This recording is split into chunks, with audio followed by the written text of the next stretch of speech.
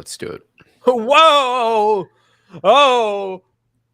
Oh, cheese boy. all beans. Look at the time. Look at the time, Mr. Rubin Series 9. That's right. It's September 10th, and that means that we are just 2 days, less than 48 hours away. Yeah. He's not on mute. It's just so exciting that he's lost for words. Yeah, I became temporarily mute out of excitement, which I honestly don't know if I'm actually excited. I'm not going to lie, but we'll get into that. We got to save any talk. We're 2 days away from the Apple event. We got to save all of our discussions about the actual event until the show starts. So until then, seen any read a good book lately? I haven't read a book in a while. I'm going to be honest with you. yeah. Me too. If I'm being perfectly honest. Oh no. Yeah, watch a good TV show lately? Movie? Well, watch yes, good no. Oh. I've been watching Gossip Girl. Really? Why? It's so good. You said good no, so it is good. No. Well, it's good in the same sense that like you go to In-N-Out because it's so good. You know what I mean? Yeah, like guilty pleasure, junk Exactly. food TV. Sure, nothing wrong with that. Exactly. And I will say, to bring my random tangent into a relevant point for the podcast, the tech on that show is hilarious because for a good long while they were sponsored by Bing. So like they'll be in the middle of something, they're going to be like, "Oh my god, did teenager make out with the other teenager? Let me Bing it." And then it cuts to an insert shot of like a hideous sort of gargoyle that is a PC laptop from the late 2000s. And on it is the classic Bing homepage, and it's like very clearly not the actual actors. It's just an insert shot, and they're just like binging like coffee shop. Oh, there he is. We found our fellow teen. It's so good. Oh my god, that reminds me of the there's old Bing ads like the Bing It On or like the Scroogle where they talk about how Google is like, yeah, oh my god, dude. Classic Bing. So funny. Yeah, I mean, you know what? I'll give him points for trying. Do you remember a couple of years ago, Noah, they had Bing rewards points? Oh yeah, they still do. Do they? They're still there. I'm still using Bing. You use Bing? We've been over this. I switched a long time ago. Still? Yes, I never went back. You've been using Bing for the last 6 years? Yeah. What the fuck? I don't even think about it. It looks like Google. I don't even think about it. You just search for something, you get your result. Google? Yeah. Oh my Christ. You're an interesting fellow there, aren't you? I'm logging into Bing right now because I want to see if I have any Bing points. Or what do they call them? Boints? Binks? I think they're just Microsoft rewards points, which is very boring. I like your ideas better. So boring. I think Boints or what's another good one they could do? Binks. Yeah, that's good. I do. I have 4,858 points. Wow. That's pretty good. Whoa, what can I do with that? Hang on. Redeem now. So I remember I used to redeem these for PayPal $5 gift cards.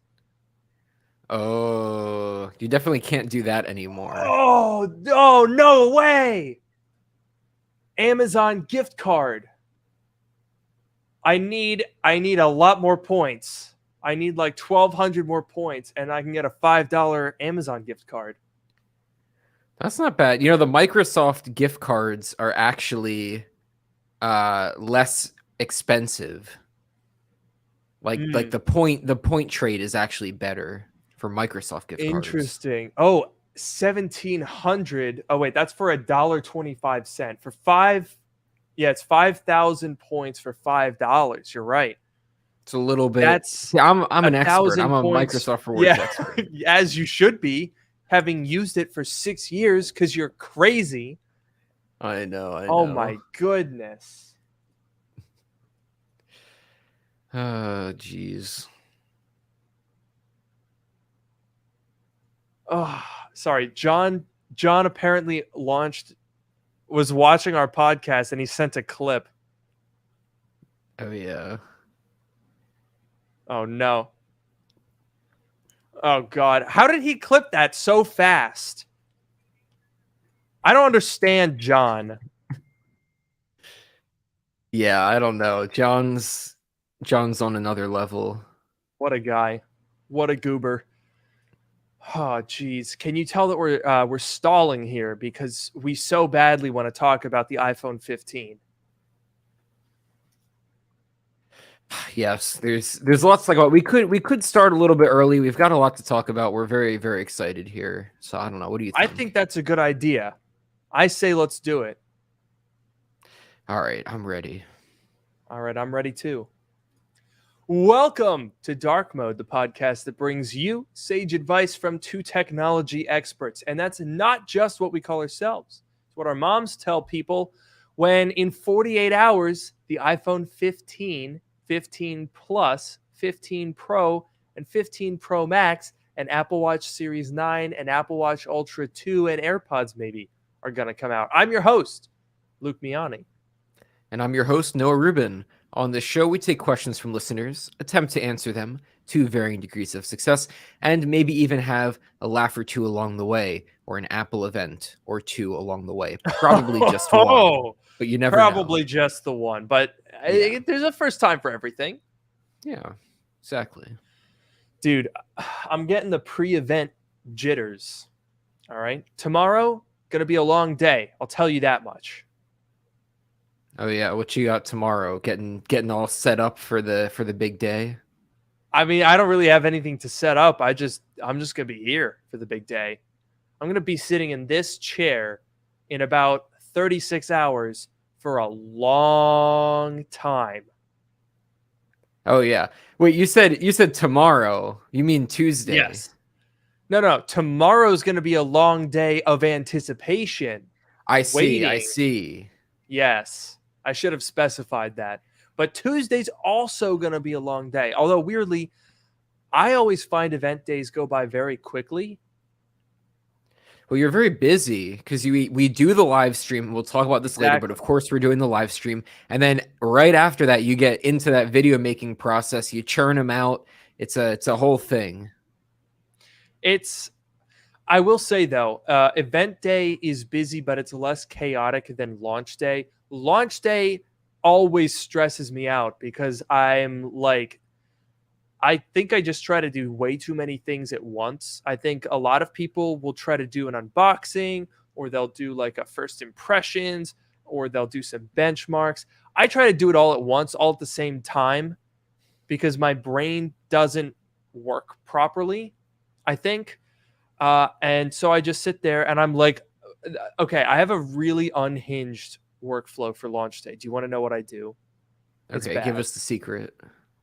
Yeah, and this is mainly more for Mac stuff where I do have like a set series of benchmarks. Typically, what I do is sit down. Well, I go to the Apple Store as early as I possibly can, pick it up, briskly walk home.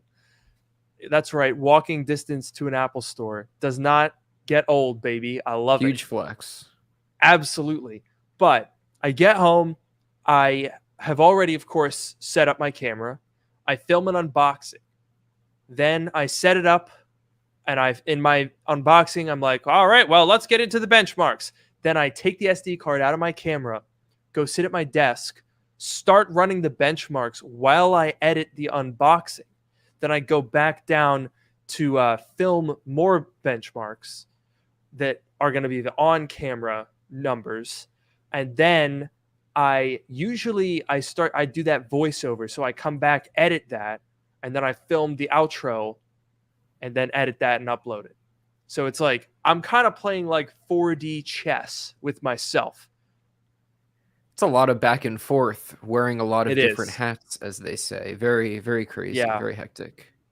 Yeah, it's I'm not gonna lie. Reviewing the products does take away from the enjoyment of them on that first day, because I don't really get to use anything until I've already uploaded the video. Yeah, see, I love like when I get the new iPhone, I always set up my new iPhone from scratch. I never restore from a backup because I like to start fresh and whatever. So I'm like sitting there, set up my new phone, download all my apps again, sign into all my accounts, get my music and everything. And I'm just like straight chilling, having a good time. Meanwhile, you're running back and forth, filming, editing, voiceover. Oh, I can't even imagine. No, it's awful. I wish my all-time goal is to be that YouTuber that can wake up like 2 months after a product launch, make a review on it, and still get views on that. Oh, I love that, but I'm not good enough. I'm not a big enough YouTuber for that to be possible. If I did that, I mean, there's a couple people that would watch it, that core fan who are like, I want Luke Miani's take for some reason. I don't know why. And then, and I that would be it. I'd be finished. Yeah, for now you gotta be on the grind, but you're working your way up there one day.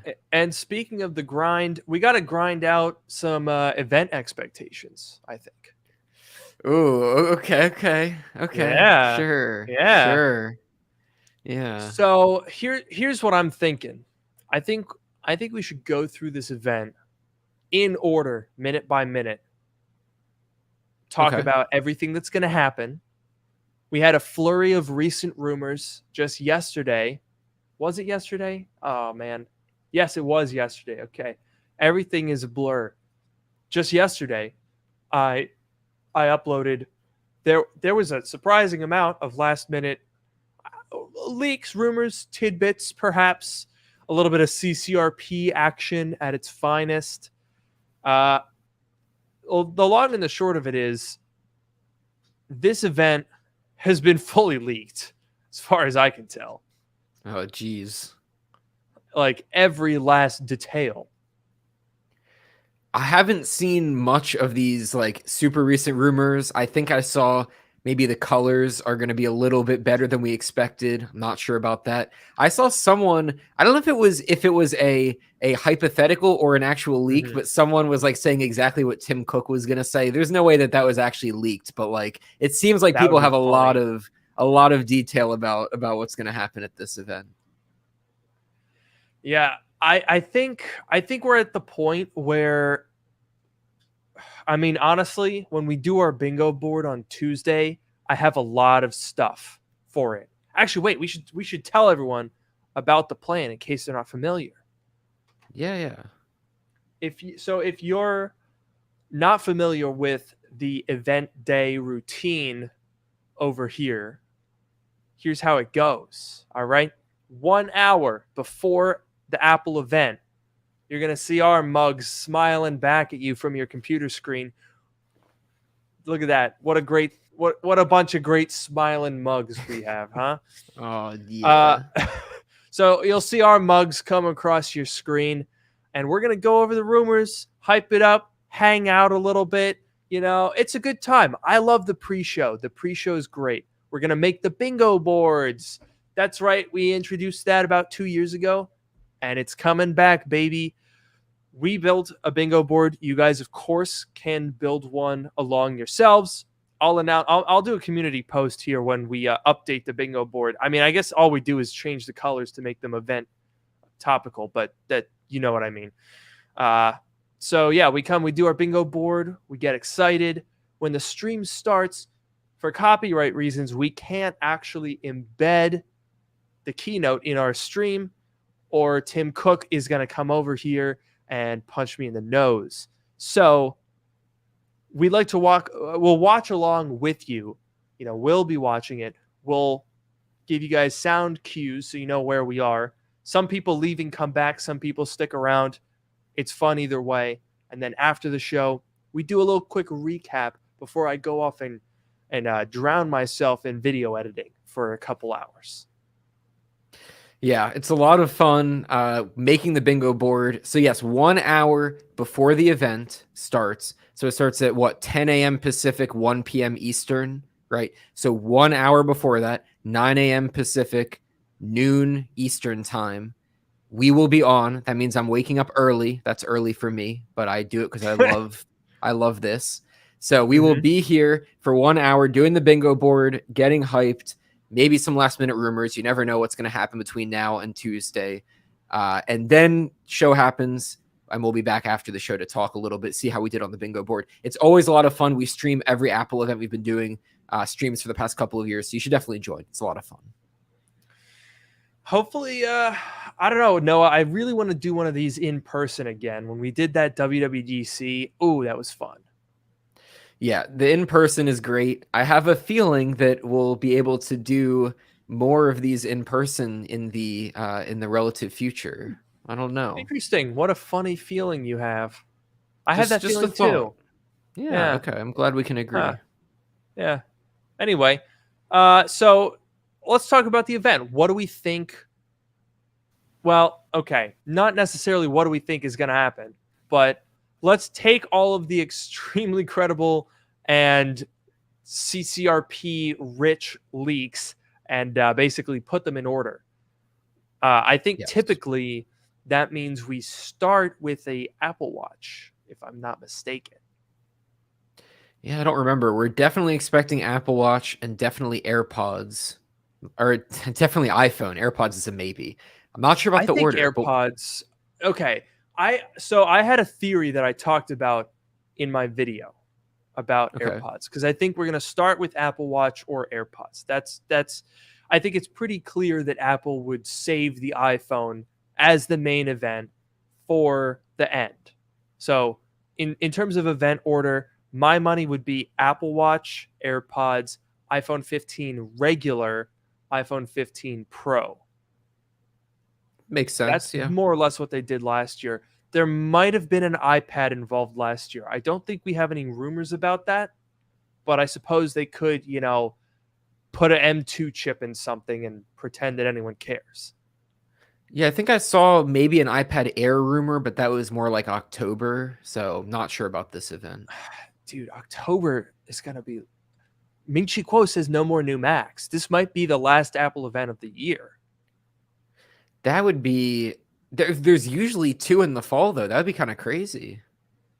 Well, I think there's been usually 2 in the fall only recently, like since COVID.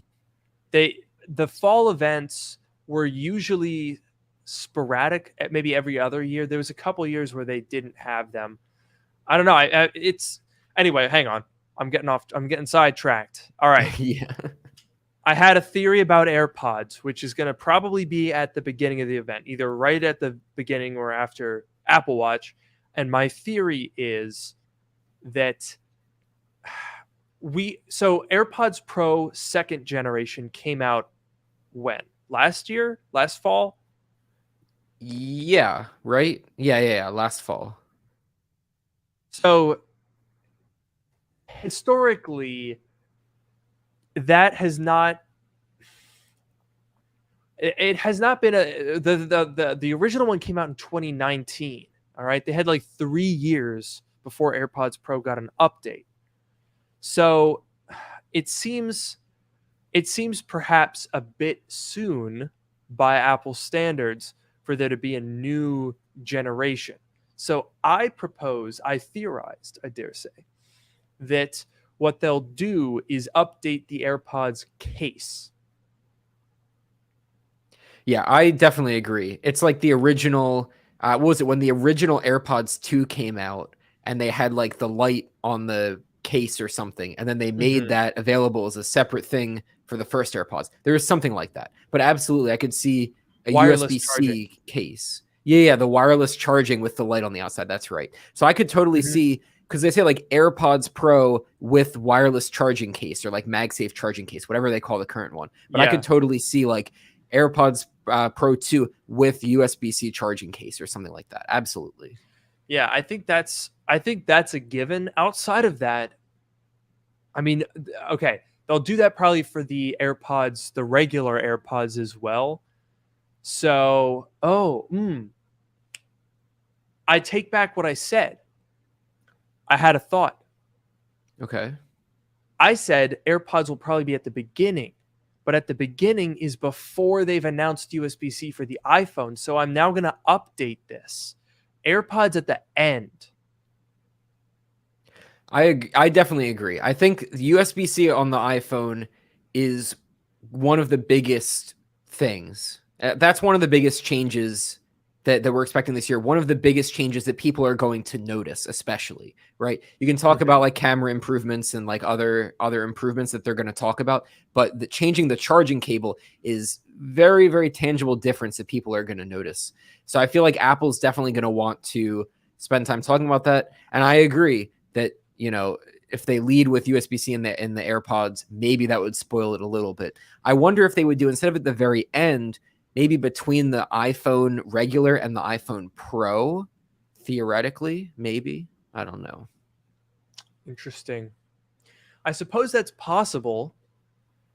Dude, I don't know. I mean, the more I think about it, the more underwhelming this event kind of seems. Because if we're expecting some AirPods cases at the end, that means Apple Watch will start us off. Now, the rumors for the Apple Watch Series 9 are new and improved heart rate sensor and a faster chip. That's it. Yeah, that's pretty incremental by all accounts. Yeah, it's at the point where I don't think I'm going to be upgrading the Apple Watch Ultra to the Apple Watch Ultra 2. I think we've heard a rumor that there might be a new color. Wow. They might do a darker titanium finish. And I don't know, that doesn't do anything for me. The faster chip doesn't do anything for me. I mean, it occurred to me that the Apple Watch Ultra has the same chips as all the other Apple Watches, which means, like all the other Apple Watches, the chip has not changed since the S6 in 2020. So it's been 3 years, no updates whatsoever to the Apple Watch chip, and nobody cares at all. They are more than adequate. I have never experienced loading or lag or stuttering. There is frankly no benefit to the user for a faster chip. Maybe a more efficient one, sure. Better battery life, I'll take it. But that's not what the rumor is. Yeah, I agree. And, you know, maybe there will be opportunities to take advantage of the faster chip. Maybe this new WatchOS update, this big WatchOS update that's coming soon, will really be able to take advantage of a faster chip somehow. I don't really know. But I definitely agree. You know, new color, better heart rate sensor, faster chip isn't really doing it for me. For this Apple Watch, I would definitely hang on to it for a couple more years, I think. And you know, eventually, like you said, this is running a chip that's essentially a few years old at this point. So we'll have to see what that does for you know, supporting for you know, how long the watch will be supported on versions of WatchOS. I guess it'll probably be the same like typical amount, but it would seem weird to like start cutting off older versions that are using the same chip, right? Older series with the same chip too. Like, what does Apple do? How do you justify, if you're Apple, let's say 5 years from now, and you say, all right, the Series 6 Apple Watch is not going to get WatchOS 19, but the 7 and 8 will. I'm going to say, what are you talking about? That's ridiculous. But I guess they do that with the Mac too. I mean, there's some I mean, what Macs did they just discontinue? Like the 2016s and the 2017s, I think. Why? That like the 2018 MacBook Air can support it with a dual core, like a pathetic, utterly useless dual core i5. But the 2017s with pathetic, utterly useless, but less so quad core i7s can't run Ventura. It's all arbitrary. So it's going to be ridiculous and nonsensical, but basically Apple drops support whenever they are saying like, you know what, we want you to upgrade. Yeah, like they commit to, I guess, a couple years, maybe like 4 or 5 years of upgrades typically, software upgrades, which is great. I mean, it's like industry leading, right? But yes, it is a little bit arbitrary. So I feel like, all of this said, I think this year's Apple Watches don't seem particularly exciting. Maybe we'll be surprised, but based on what we know, they don't seem super exciting. And I am very happy to hold on to my current Ultra for another year, probably another couple of years.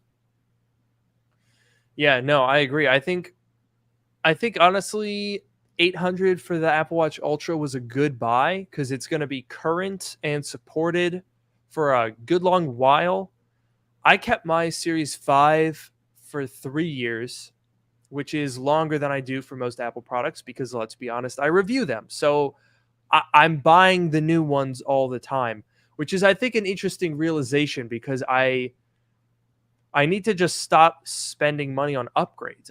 I buy a new one every year. I'm not gonna. I don't know. I buy them as if I'm gonna keep them, but then of course the new one comes out and I'm gonna review that, and it doesn't make sense to keep both.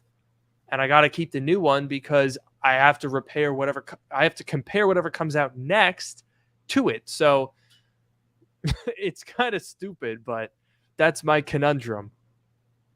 Yeah, I feel like the same way. After speccing out this current MacBook Pro, I'm like, first of all, I definitely didn't need to spec it out. But then I'm like, if I don't and I go for more of a base model, it'll still be fine. And then I can have an excuse to upgrade it sooner. So that's why, like, the iPhone that I do every year, I never upgrade anything. 128 gigs is enough storage for me. No need to pay extra. I'm not upgrading like any of that other stuff. And then I don't feel quite as bad, upgrading every year. That's an interesting point, actually. And that brings us nicely into the iPhone part of this discussion because it's only been about 10 minutes, but we've run out of Apple Watch stuff. Because honestly, I think I'm going to fall asleep during that part of the keynote unless there's some bombshell that has completely evaded the CCRP receptors in my head. I honestly think that they're going to talk more about watchOS 10 than Apple Watch Series 9 during that portion of the event. That's my guess. I like that guess. Can I add another guess? Mm-hmm. So we've heard rumors about Apple ditching leather cases. Right, the leather cases and the leather bands, right? So I suspect a decent amount of time will be dedicated to introducing new Apple Watch bands to replace some of the staples that we've had for a while. So honestly, you know what? They can fill 15 minutes talking about, oh, we put a new chip in it and there's some nice bands, new sensor. They'll have somebody talking about a study that they did with the sensor and how it saved everyone. And there you go. That'll fill 20 minutes. Then we kick over to the iPhone. That's the star of the show.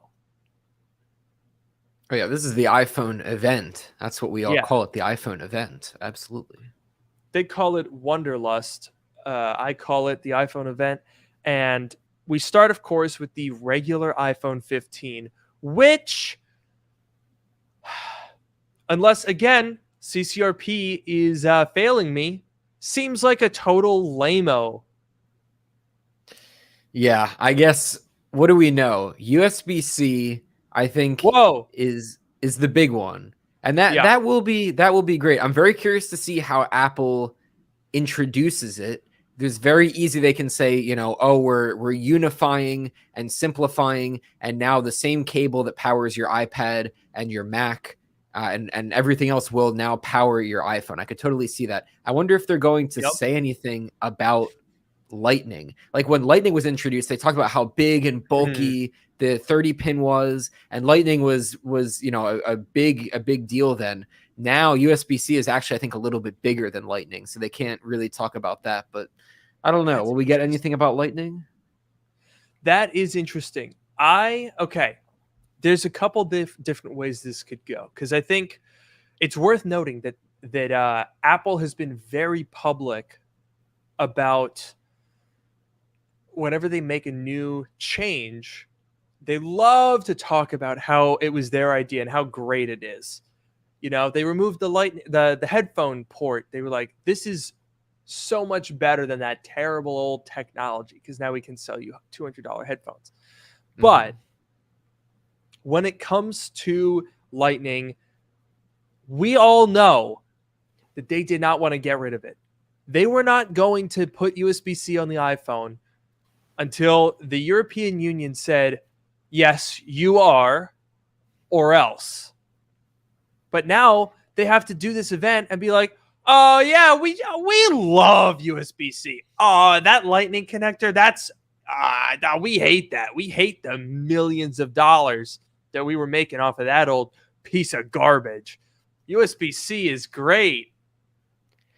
Yeah, that was definitely like the it is very funny, but I could see Apple saying like, look, we brought USB-C to the Mac and we revolutionized the laptop market. Right, that was like a big thing in 2016 when those Macs came out and they just had USB-C. That was, obviously other things had USB-C at the time, but that was like a pretty big departure from the norm to literally just have USB-C ports. I could definitely see Apple saying something about how they did that, and then they brought it to the iPad, and our customers love the interoperability and the fast speeds, although the regular 15s are not getting that, so say the rumors. So we'll talk about that.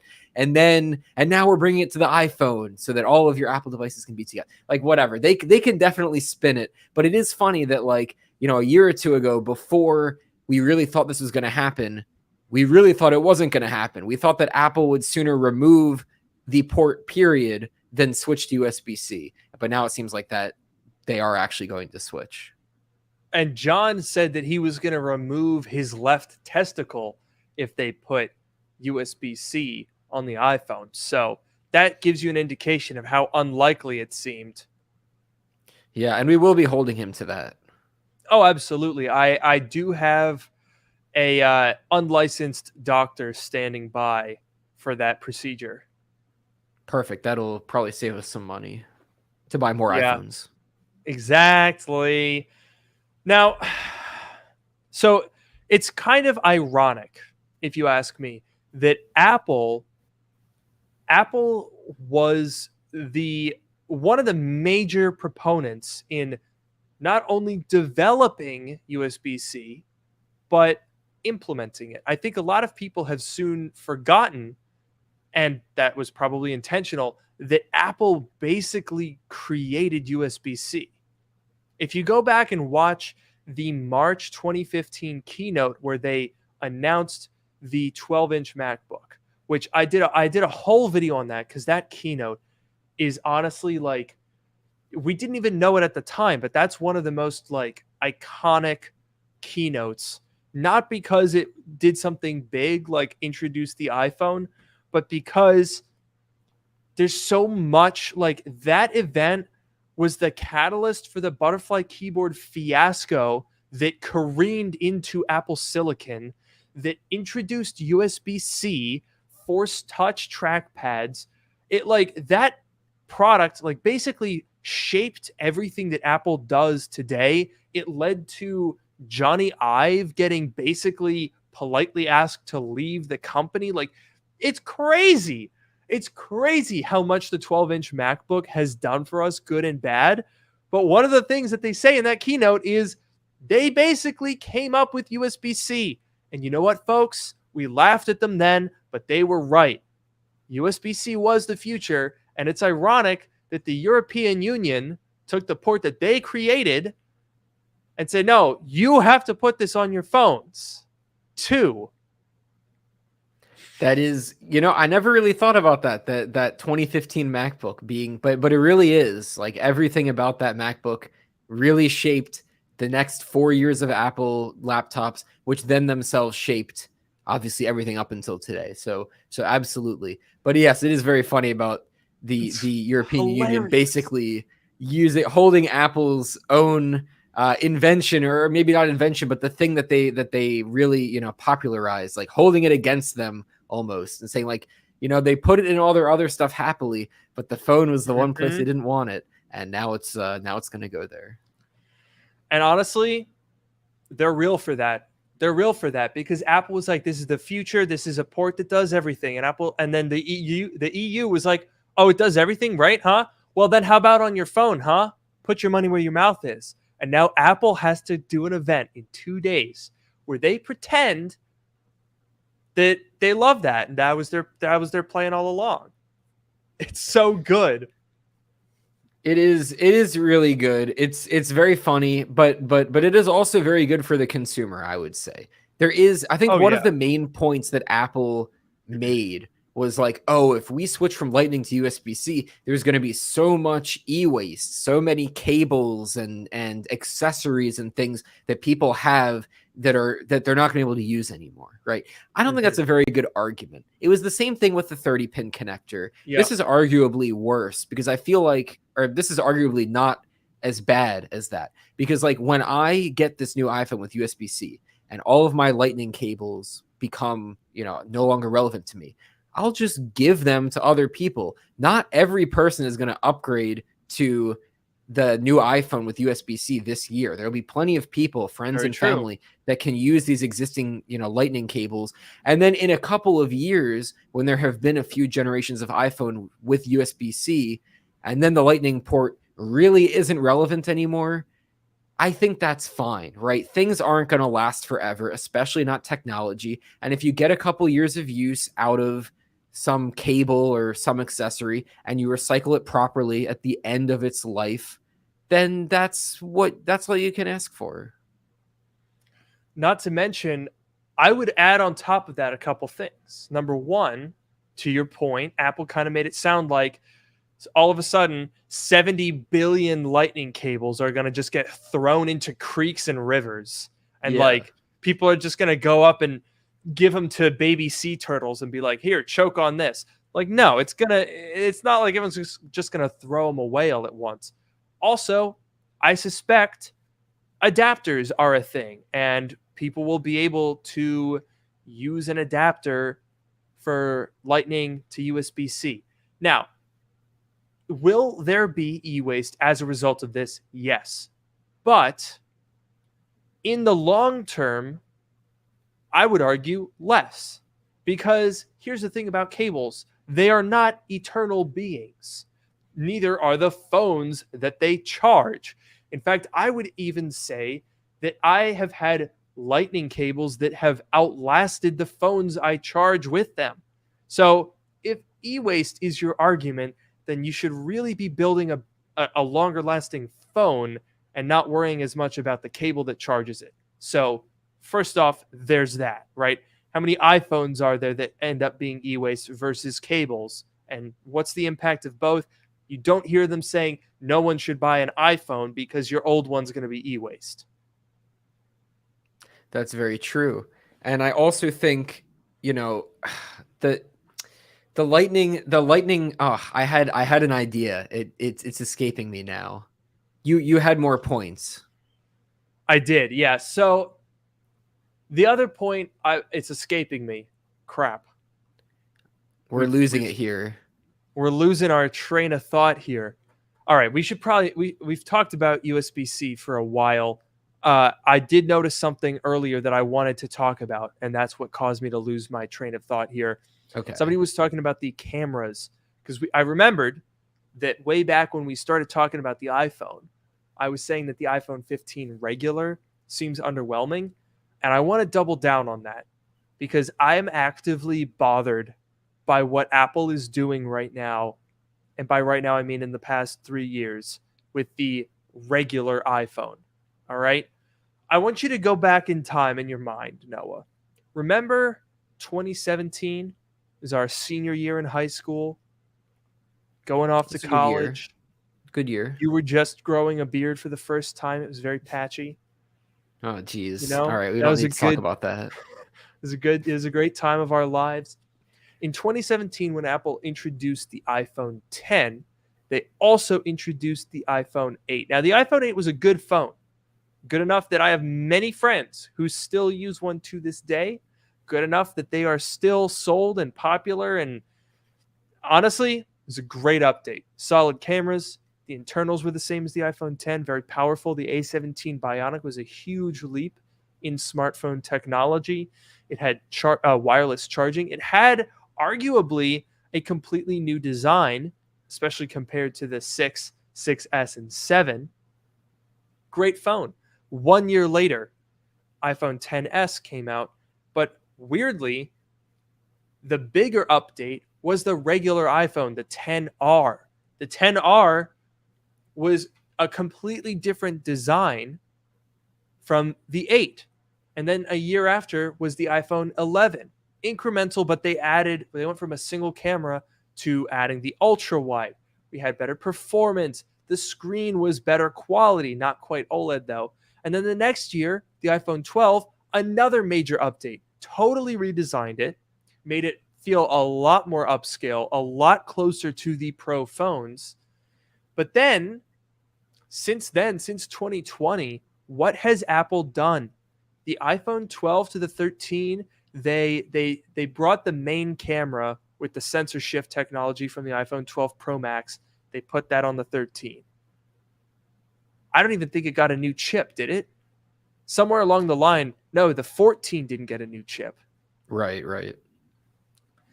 And then the 14 came out. What was new on the 14? I think it was just satellite stuff. Yeah, and I guess like arguably, there was the 13 mini and the 14 plus. If you consider those to be, But I guess, new 12 form mini factors. as well. There is a 12 mini as well, so that is fair. But even the plus, of course, you had to get all your iPhones ready. I know you got to get them all ready. You already know. But yes, the plus, the mini, maybe the plus is a new form factor. It's the same phone, but the screen is a little bit bigger. If you count that as innovation, then that's about as good as you're really getting with these phones. Yeah, and the weirdest thing is for this year with the iPhone 15, it seems like we're just doing that again. It's not even going to get a new design. That's the rumor. Now, granted, the new design in question is just like take the corners and make them a little bit rounder. So, I mean, I'll take it, but they're not even doing that for the regular iPhone 15. So all that's getting, as far as I can tell, is USB-C and the 48 megapixel camera from the 14 Pro is reportedly going to the regular 15 with an added twist of a new stacked lens design that should help with low light performance and focus distance, which is one of the things that I have complained about with the 14 Pro's camera. So don't get me wrong, decent updates to be able to get that 48 megapixel sensor on the regular iPhone is good, but I don't dude, is that a new feature? Is that enough?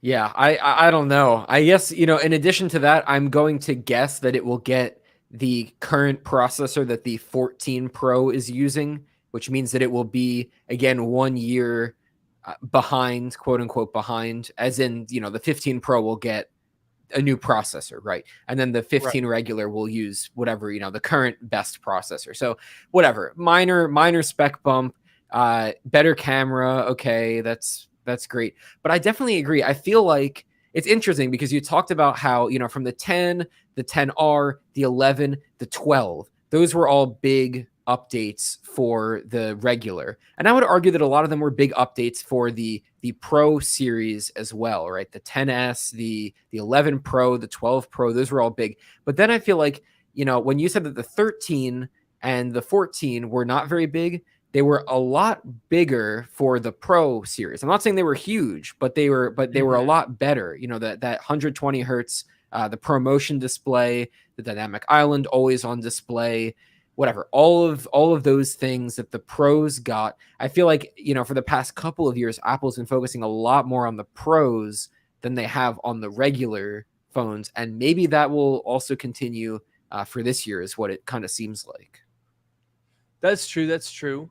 I don't know. I mean, some people did point out that the regular 15 is going to get the dynamic island and the A16 chip, but again, to your point, the Pro is clearly the focus. That's getting the A17, and that's where we're going to be getting all of these gains in performance and efficiency.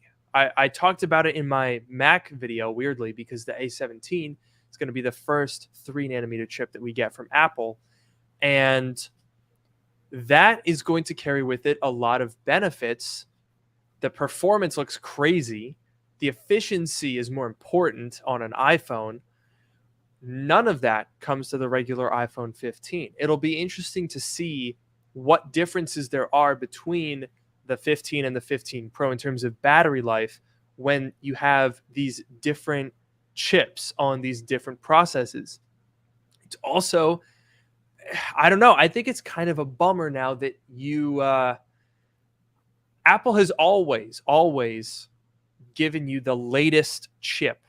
Last year was the first time that they said, no, the regular iPhone 14 is not going to get the newest chip technology.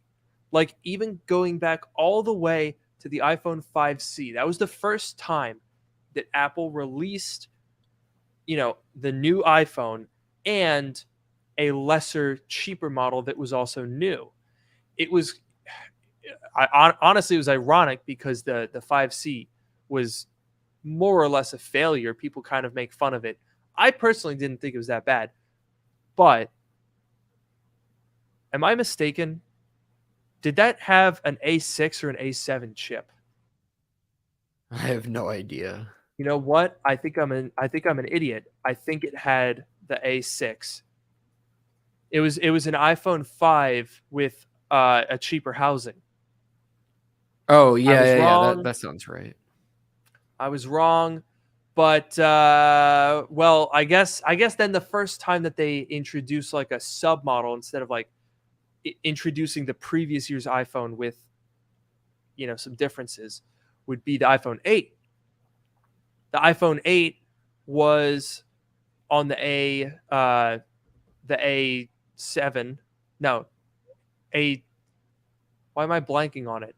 Help me out here. A12. A12. Okay. Right. That was a brain fart. Yeah, the A12 was in the iPhone 8 and in the iPhone 10. The 10R, that got the updated chip. The 11, the 12, the 13. But now it's like, just kidding. You suck. Yeah, it is disappointing. I see why Apple does it. I'm sure it saves them a bit of money, right? If they already get some process running for a year to produce some chip, they're just like, oh, let's scale it down, keep it running for another year. Maybe not even, well, scale it down a bit, right? But keep it running for another year to produce more devices. They get a little more value out of each design. I understand why they do it. It also makes sense, right? The chips are getting better. The devices are getting better. The upgrades are more incremental. So do you really need the newest chip? I think this year is a bigger difference than usual, right? We're talking about like this new process. It's going to be like a much bigger difference. So maybe this year it definitely will be noticeable. But I feel like in a typical year, maybe it's okay. But it is definitely disappointing to like buy the latest phone and get a chip that's a year old. Like that's... at the end of the day, it is a little bit disappointing, even if it doesn't really matter technically. Yeah. No, absolutely. And also everyone in the chat, yes, I misspoke. I meant to say A11, but I said A12, and every single person in the universe corrected me. Yes, I get it. But I mean, yeah, I would say last year it didn't bother me that much because you don't really notice what chips in your iPhone, especially when you're talking about the A15 versus the A16. It's not a very big difference. But when you're talking about moving over to a new generation of chip, I think the disappointment is a little bit more palpable, especially when you consider the price difference between these phones. Although I guess that's going to be growing because the rumors and the CCRP on this is pretty good. The iPhone 15 Pro going up in price to $1099 while retaining 128 gigabytes as the base storage. There was a rumor that they were going to drop that and do 256, but then that was unrumored by additional rumors that said that the rumor was not true. Jeez, okay. So extra $100 for no tangible difference, no storage increase, whatever. It's the newer phone, but it's more expensive. And I heard, obviously the Pro Max would also get more expensive. I saw some rumor that the Pro Max was going to get more expensive, but the Pro wasn't. But that seems a little bit weird to me. I swear I read that. That doesn't make sense. What? Did you read that? I swear I read that somewhere. I'm not saying it was credible, but I thought I at least read it. I don't know what you're talking about. So, well, hang on. Maybe it was. I just found something on Forbes that says the 15 Pro. I think maybe this is what you were thinking about. The rumor is that the 15 Pro is going to go up $100 to $1099, but the Pro Max is going to go up $200 to $1299, and that really hurts. Oh, jeez, dude, yeah, that is pretty crazy.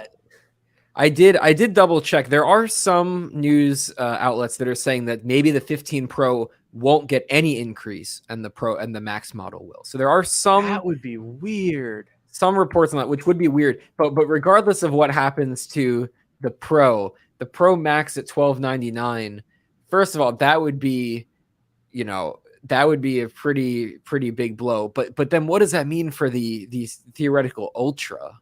What's that thing gonna cost? Oh crap, dude! It's gonna be like $2,000. Honestly, like the Apple Watch Ultra was like twice as much as the base Apple Watch.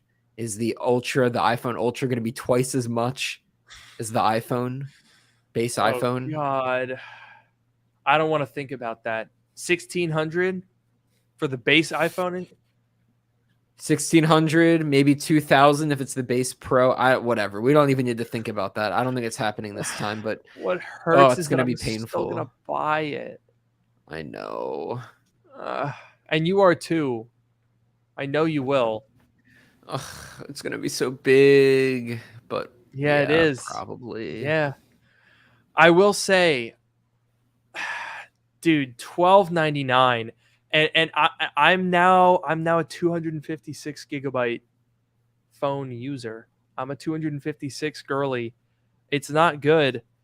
How many? I'm trying to see if I'm actually using it. Man, I'm just barely justifying 256.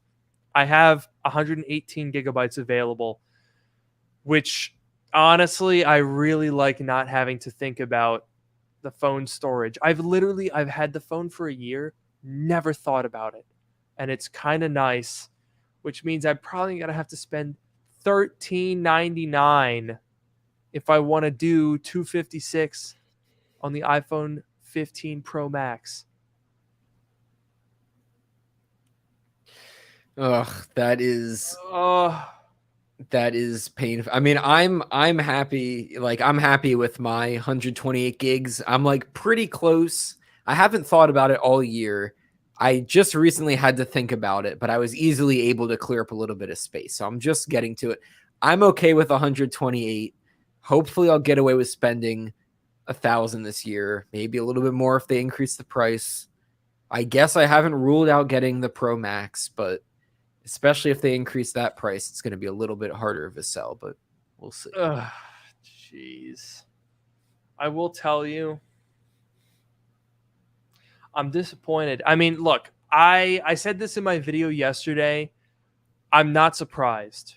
I'm not surprised that the price is going up, especially with inflation in the past couple of years. I mean, if you run the numbers, $999 in 2017, that was the iPhone 10. That's $1245 in today's money. That's an insane amount of inflation. So I get why Apple's doing it. Now, am I mad about it? Yes, because are Apple's profit margins absolutely ludicrous regardless? Yes, absolutely. They have more money than entire countries. They have more than the GDP of hundreds of countries just sitting in bank accounts. And they're like, you need to pay more money for this phone. It's very annoying, but it's not surprising. I mean, that's how they got all that money in the first place, and they're definitely not a charity. So as much as I don't want to, stick up for the giant corporation, I agree with you that it is understandable with inflation and everything that the price will go up, but it will definitely hurt. I'm already, visualizing when they announce the price starting at just $10.99, starting at just $11.99, whatever, and we'll be sitting here and we'll say, oh no, they actually did it. And I have 10% sales tax, so it's going to be $1,538.90. That's what I'm going to be paying for 256 gigs, if that rumor is indeed true. And holy crap, that's a freaking phone, man. It's a phone. I know, that's like Mac money. That's like MacBook Air. Like, dude, that's MacBook Air money. I could buy 2 MacBook Airs. Yeah, you could buy like the new MacBook Air, like the latest one. 15-inch. Yeah. The 15-inch is $12.99. Same price as a phone. Also, explain to me how for $12.99 I get 256 gigs in my MacBook Air, or for $10.99 I can get a 13-inch MacBook Air with 256 gigs of storage, but for $12.99 or $10.99 I can only get 128 in an iPhone. Apple, you stinky guys, you got to upgrade these storage amounts. The fact that we've been sitting at 128 on the phone and 256 on the Mac, and that you're still charging an absolutely absurd $200 on the Mac to go to 512. How? Oh my God. That's like, it's actually revolting how much money they're charging for that. How are we okay with this? How are we okay with paying $100 to go to 256 gigabytes on the iPhone? $200 to go from 256 to 512? Are you actually out of your freaking minds?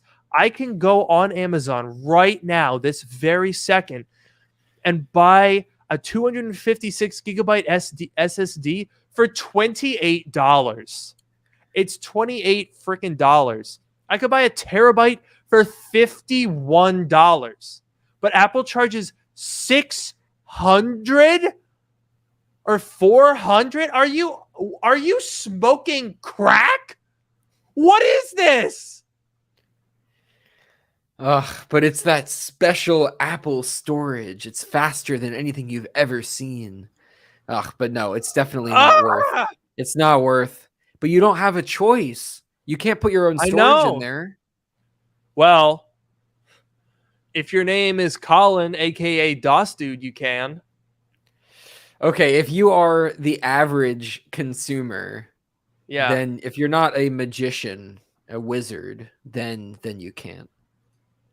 Bro, this actually pisses me off so bad.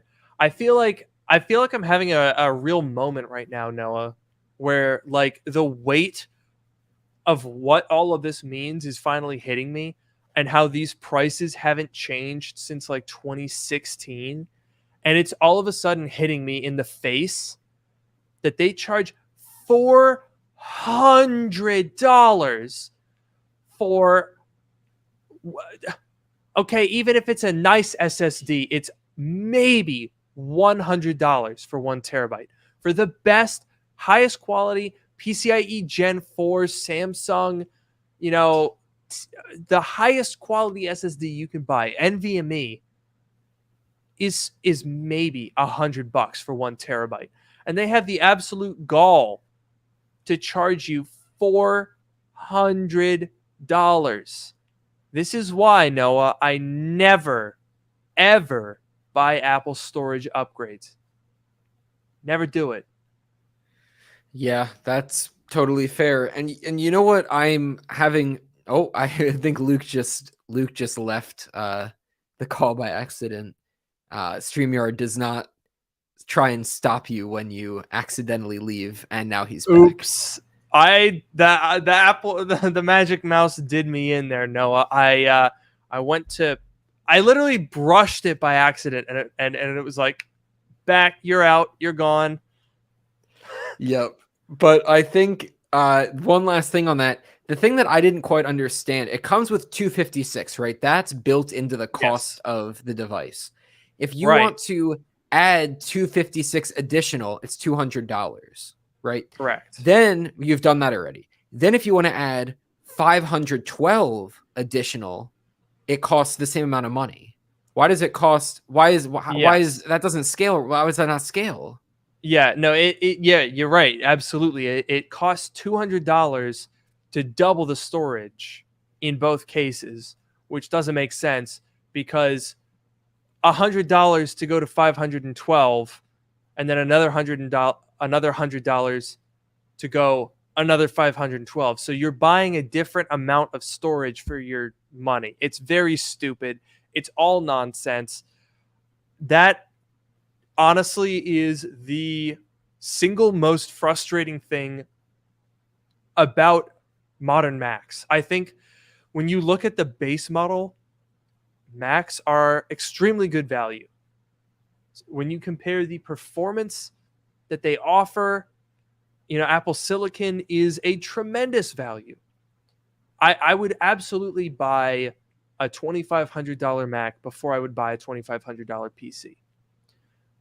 And I have comparisons. I've got an MSI laptop down here that I compared to the top of the range M2 Max.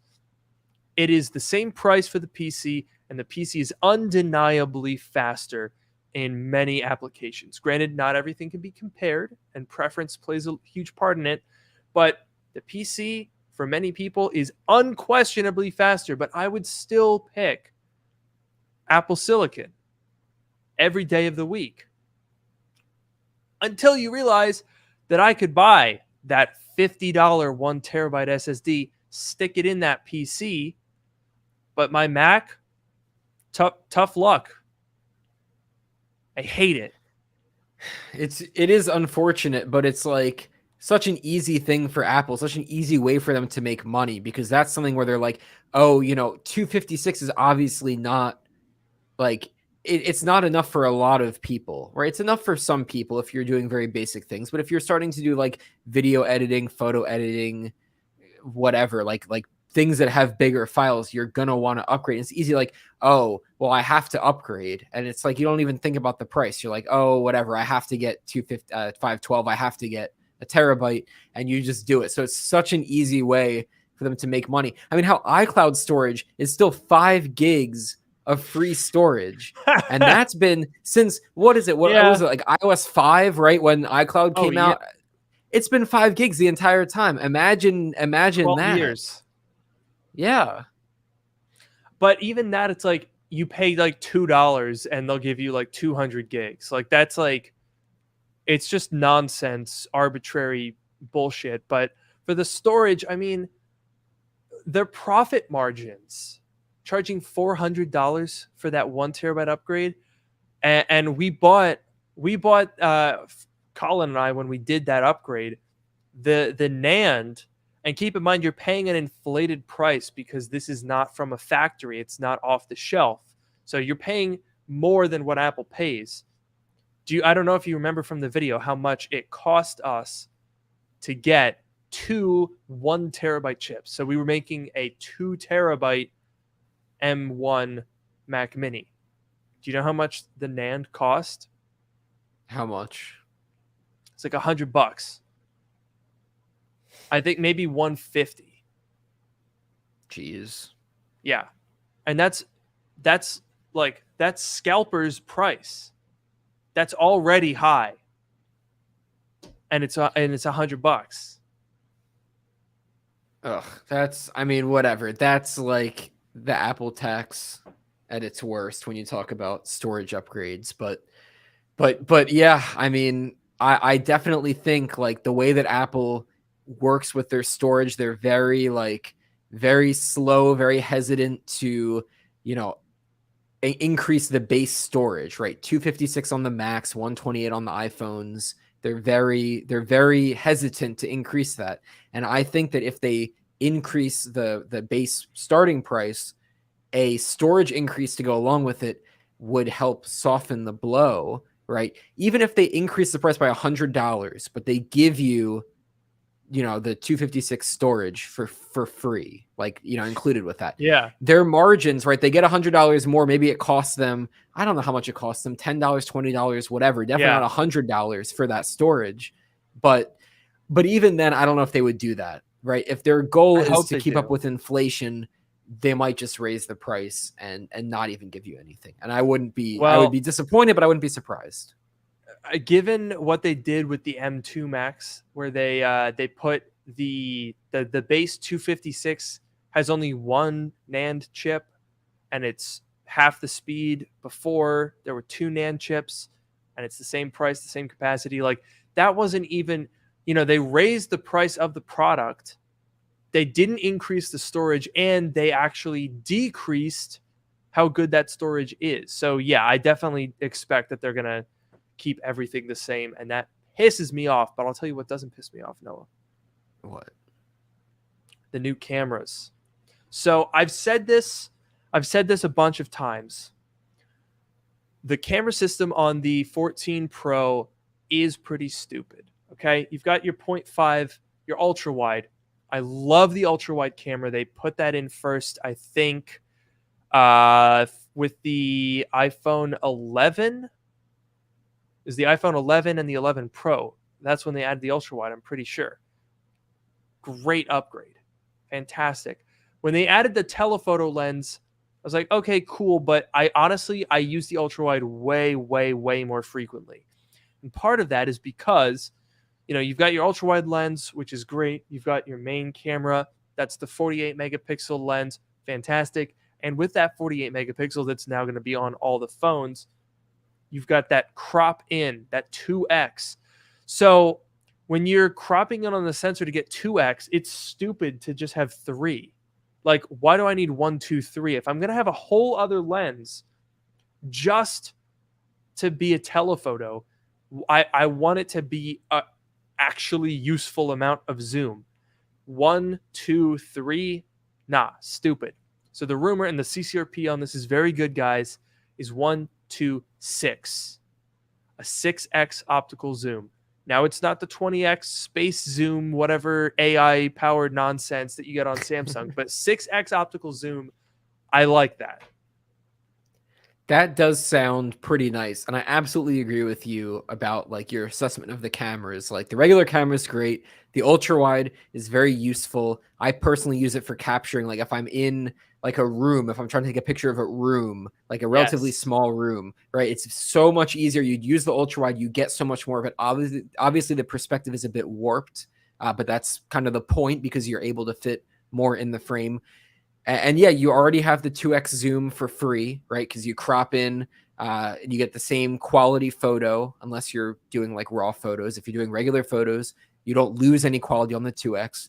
So you don't really need the 3x. But a 6x zoom does actually sound pretty useful because as soon as you start zooming beyond that 3x, it gets pretty grainy pretty fast. So being able to actually have some zoom power would be pretty nice. Dude, I don't know. Beside that upgrade and the titanium frame, which I'm beyond stoked for, is that it? Like, okay, let's do 15 Pro. Let's run through it. Okay, USB-C, periscope lens, possible, tweaks. I'm sure they'll like improve the low light of the ultra wide again, which will be nice. Maybe make it a little less grainy. Sure. Maybe make the 48 mega address the focus distance, right? Whatever minor camera stuff. Okay, nice. The new design, so thinner bezels, titanium frame, makes it a little lighter. We've got a new chip, 3 nanometer, more efficiency, more performance. That's good, better battery life. And then, what was the other one? Oh, yes, no more mute switch. Replace that with a action button. And we've heard from Mark Gurman that could be used to like trigger Siri shortcuts or open the camera. I do kind of like that. I will say I'm going to be sad to not have the mute switch, but in some fairness, I don't use the mute switch. I always have it on mute. So if I can get that button back and have it do other stuff instead of just always being set to mute, sure, I'll take it. That seems like that seems like the iPhone 15 Pro. That's the phone. Yeah, I definitely agree. Like the action button could be cool. I really hope they let us do like a single press, double press, like hold. Yeah, that would be really nice. You can still have, if you like your mute, if you like your mute, that's fine. You can make that button still do the mute. It is a little bit, it's kind of nice, like the tactile feedback of the current mute switch. But like, I'm not gonna lie, I don't sit here and like play with the mute switch. I don't use it for anything. It really doesn't need to be there anymore. So definitely the action button. And to be honest with you, look, I mean, you listed some pretty decent upgrades: USB-C, action button, the cameras, the chips, the speed and the performance, titanium. It's not the most exciting phone in the world, but like that seems like a pretty well-rounded upgrade, relative to what we've seen, in the past couple of years. That pretty much makes an iPhone upgrade, for Apple. Yeah, I'm not gonna lie. As I'm saying it out loud, none of those features are exciting. You're right. They're incremental, they're logical, but they're good. I think when you put that all together, as disappointed as I'm sure I will be with how much money I'm gonna have to spend, those are good upgrades. Yeah, they're solid upgrades. You'll notice the difference. I think USB-C is exciting. I'm looking forward to being able to drop the Lightning and just have USB-C for everything. I think that'll be very nice. The other stuff also seems nice. We'll see how useful it actually is in practice. Like the dynamic island seemed cool. I think it's still kind of cool, but not super developed. Always on display. Seemed cool. I think it's decent. You have yours turned off, so you don't even really care about it. So like, we'll see how these things actually pan out. But like, I don't know. It seems solid overall, and I won't be super disappointed if this is all it is. I'll just be like, okay, that makes sense. If they want to surprise us, that would be great. If this is what it is, okay. You know what? You're right. I think that's the reason that I'm feeling underwhelmed is because nothing is a surprise. We know it all. And look, there's still a chance that they could do something unexpected, and I would welcome that. But yeah, I don't know. I'm struggling to reconcile because when I think about it, like those upgrades, honestly, it sounds like a better upgrade than the 13 to the 14. So I guess I'm excited. I just feel like maybe because we already know it, I'm less excited. I don't know. Honestly, when the thing comes out, I have a feeling my excitement is going to be turned back up to 10. Oh, yeah. When we're here on Tuesday morning at 9 a.m. Pacific time, noon Eastern time for our live stream, we're starting an hour before the show. When we're here getting hyped up doing our bingo board, we're going to be excited. When we're watching the live stream, the live event, We're going to be excited. When it's done, we're going to be excited. It's going to be fun, even if this is all it is, and it's, you know, a decent upgrade, but whatever. We're still going to have a lot of fun, you know, watching an Apple event together. So I'm looking forward to it. I'm looking forward to that too. I'll tell you what I'm not looking forward to, though. What? Saying goodbye to the mute switch. It's been a staple ever since the original iPhone launched. Look at that. 16 years we've had that mute switch. Many Android phones never had it. It's always been a benefit to the iPhone having easy access to a physical switch. And that ends now. But you know what else ends now, Noah? What's that? This lightning on the iPhone. Dark mode. Oh, a double fake out. Yeah, you can keep it going forever, honestly. Yeah, lightning on the iPhone. Unfortunately, it's over. You know what else is over, Noah? What else is over? Apple having fun with the colors on the iPhone Pro series. Oh, that is very true. And you know what else is hopefully over? What? The 3x zoom option, because we're getting that new Get lens. Out of here. Go on. You know what else is over, Noah? I'll tell you something else that's over. Having shitty battery life. Oh yeah. This is gonna be huge. You know what else is huge, Noah? What else? Titanium. No more shiny side rails that get all smudged up. Look at that. Look how smudgy they are. I honestly, okay, I'm going to say something to you, Noah, and it might not be the best thing I've ever said. Okay. But I think that the single feature that I will be the most excited about is not having shiny sides. Okay. Like okay. Honestly, I'm not even kidding. I clean the sides of the phone so often. Every day in my pocket. I have like a tick. I have a tick where, like, when my phone is in my pocket, I like rub up and down the sides. I hope that people don't see that in public because I don't think it looks good.